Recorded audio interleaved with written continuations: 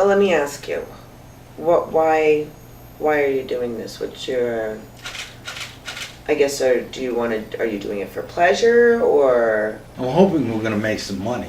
Well, I started out as a physicist. Yeah. And actually I started out as a technician. I've been doing electronics since I was in junior high. Okay. I mean, I think I wired my first boat when I was like 14. I was to say, did you build robots in school and stuff like that? Well, they didn't have them. They didn't? Back in the 60s and the 50s, they didn't have. Well, But that really didn't start. They started doing it in the 60s.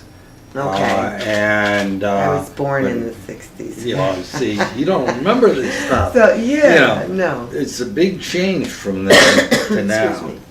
I started out building radio ham gear.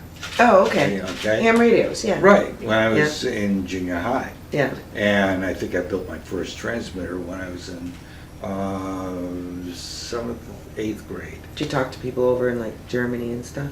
Yeah. Did you get them? Yeah. Oh, yeah. Oh, cool. Yeah, we preferred doing we used to call it DX work. What? Where you try to find people as Far as you away as you can. Yeah. We got the other side of the earth, you know. Oh, that's awesome. So, considering the bits of baling wire and junk that we were dealing with, I was using Korean War surplus Oh, God. vacuum tubes. Okay. And I was building with those things.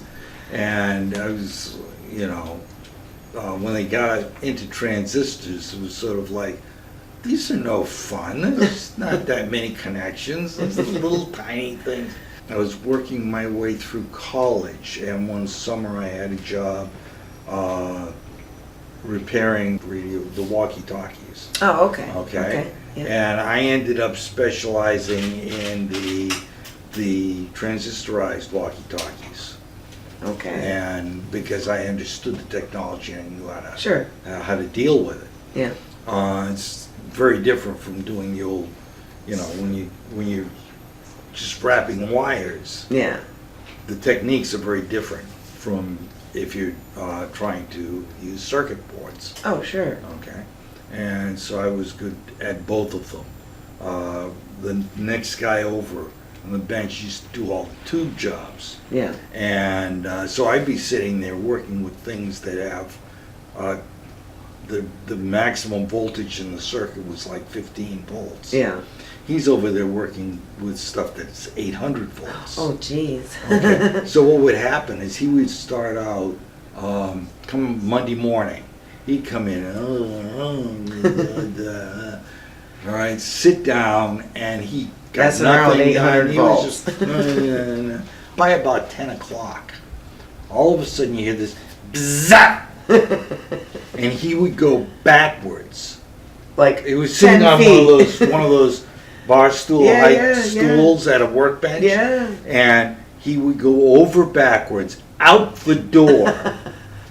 And then he'd come back in and he'd go, okay. And he was fine for the rest of the week, but he had to get zapped once. Oh my. So the technology that's involved in motorcycle workshops Yeah. is very easy for me. Yeah. I understand. I'm very comfortable with it. Yeah.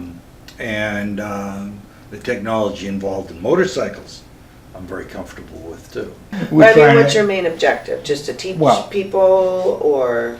Well, that's a big part of it. I mean, that's what we're going to try to do. Mm-hmm. Teaching is my family occupation.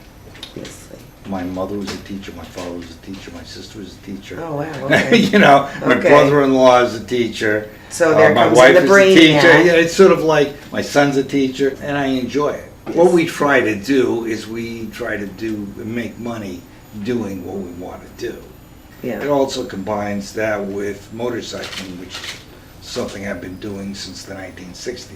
And then again, I like working on motorcycles. I've built half a dozen or more Oh, okay. motorcycles from Yeah. practically nothing.